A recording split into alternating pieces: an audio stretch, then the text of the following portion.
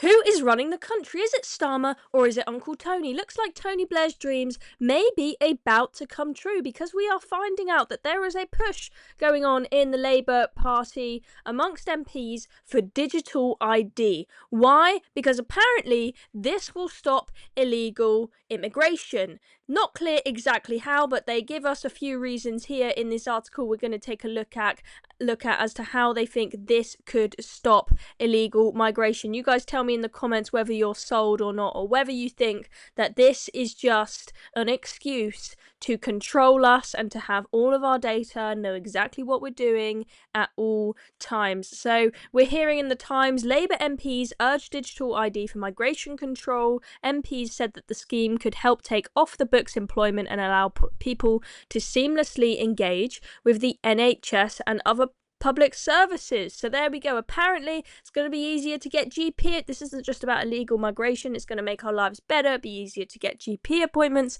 Is it worth the cost to our freedom? Well, let's take a look at what argument is being made here. So we've got more than 40 Labour MPs who are calling for this. I believe they've written a letter. That's right, it's the group, the Labour Growth Group, the Red Wall Group, and the Blue Labour Group are several groups that are involved in this. They're calling for Starmer to introduce a new form of digital ID. I wonder if Uncle Tony handed those people a little bit of cash, maybe. I'm only joking, but maybe had a few conversations to try and convince them in Parliament to push for this. Because anyone who knows anything about Tony Blair knows that Tony Blair, despite him no longer being Prime Minister, he will not shut up about digital ID. He seems to always be writing columns and articles, trying to still convince us that this is the solution to all our problems. This is the solution to border control. I'm not completely sold. So Tony Blair says that we need it to know exactly who is here and who is in the country. Is that the only reason why Tony Blair thinks that we should have it? I don't know. Maybe it's about control. Maybe it's about having all our data. But you guys tell me what you think. So as I said, there's been a letter being written about this. And apparently, so this is the argument, guys, for all of you who are wondering how the hell this could stop illegal migration. Apparently, digital ID will stop off the books employment. Why does that matter? Apparently, off the books employment is a draw for people wanting to cross the channel. So apparently, if we use digital ID to somehow get rid of off the books employment, I'm not exactly sure how that is going to work. But apparently it will, according to these guys. I'm not completely sold. Apparently it will stop the black market economy that is bringing so many people here across the channel and allow people to seamlessly engage with the NHS and other public services. I'm not really sure about that because I don't have a digital ID, but I have an NHS app on my phone. Right, it's got my NHS number in, and I put my date of birth in when I go to do something on it to tell them I am who I am, right? It's not a digital ID. Like if we're gonna improve GP services, like you can get people to book their appointments via that app rather than having to call up the surgery at 8 in the morning. Why do you need a digital ID for that? I do not see how this is going to improve the NHS. I feel like they're telling us it's going to improve the NHS to give us a reason to swallow this pill. I'm very wary about this. They warned countries around the world are leaving us behind in this area, highlighting similar schemes in the EU and India. Okay, I think that says it all, ladies and gents, as to whether this would work to stop illegal migration. Because how is it going in the EU? Are they doing a good job of stopping illegal migration in the EU? Oh wait, the problem's even worse there than it is in the UK. So how on earth are you gonna convince me that this is going to stop illegal migration when you're saying, look at Europe, look how great it is for them in the EU, it would work so great here, when it's literally doing nothing in the EU to stop illegal migration. They are really struggling to deal with the problem. I don't see how a thing on your phone is going to stop people from coming to this country. I don't understand how this is supposed to stop off the books black market employment, right? Yeah, you might say okay, when people come to this country illegally without a passport because they've chucked it in the sea, or they come from a country where they can't get documentation, whatever. Okay, we'll give them a digital ID which says, this is your name, this is the age you told us you are, this is where you told us where you're from, right?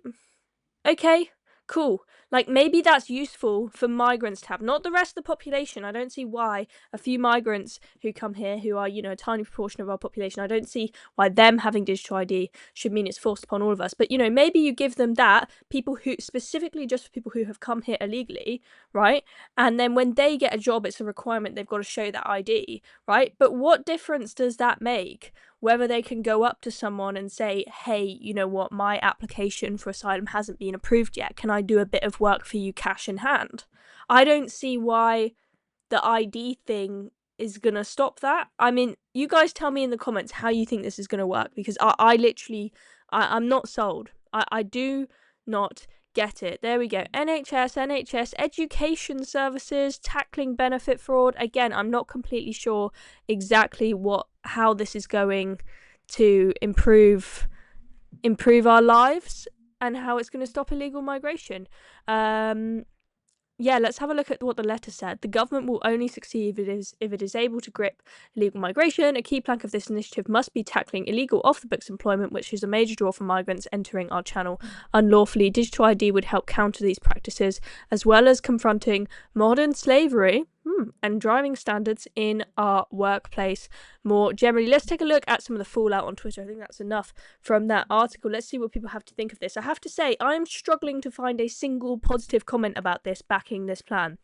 Lewis Brackpool says, this was always the end game. Instead of detaining and then deporting people who are here illegally, the state now proposes digital ID for everyone, forcing the native population to sacrifice civil liberties under the guise of migration control. Lewis says it is authoritarianism in slow motion. Bernie, who was one of the people who was arrested for a social media post with regards to the Southport attacks. She says digital ID, and exactly as predicted. When we reach breaking point, they will tell you only digital ID will solve the problem, and you will beg for it. Problem equals reaction equals solution. So this comment I found interesting, right? I mentioned this briefly, is that it could be possible to have digital IDs for illegal migrants. Maybe that will do some good, but only for people who are illegal migrants without a passport. Like, it's better than nothing, right? Not forcing this on the rest of us. It seems very clear to me from that article about what's been said is they are advocating for this to be for everyone, telling us this will improve your experience of the NHS and all of this, right? I think if this comes in, it has to only be for illegals. So this person says, I'm 100% for digital ID for illegals without a passport. They should also be tagged and tracked until we know who they are with a very accurate system. As for anyone else having digital IDs, they can go get you know what.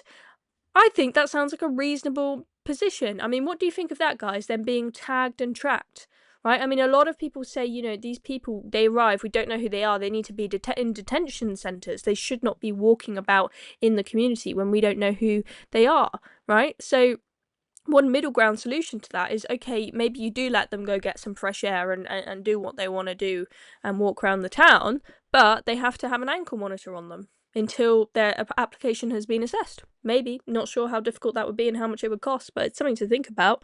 And one more comment here. This person also not too happy, as I said, struggling to find a single positive comment about this. Well, you see, it doesn't stop them coming here. It also won't force them to comply. Only the rule-abiding taxpayers will abide, and therefore the plan is complete. The migrants will continue to steal from Tesco and Greggs without pushback, and the law-abiding Indigenous taxpayers will be the ones still paying for the migrants' free room and healthcare, whilst the government is able to track us everywhere we go. You see, the plan for globalist control of the Europeans is working exactly as planned. Again, referring to the Europeans who have not managed to stop illegal migration by using forms of digital ID. I don't see how it's going to work here, and I think this person hits the nail on the head. What's going to change? Because realistically, they'll still be stealing from the shops. they'll still be causing problems in the community. They'll still be, posing a danger to women, those who come from places with backwards views on women, and we'll all still be paying to put them up in the hotels, and for them to they get specialist healthcare, they do, because they get NHS live in NHS service inside these migrant hotels, right? So rather than them going and having to wait at the GP surgery or calling the GP surgery, they get a special NHS service, no queues, no long waits, no phone calls, right in the hotel, all paid for by you, the taxpayer. How is digital ID going to change that? I do not know. Let me know what you think in the comments below. Is this a Tony Blair master plan to take away all our freedoms, or is this a genuine effort to curb illegal migration? I'm Chloe Dobbs. Thank you for watching this video. Subscribe to Reason if you've not already.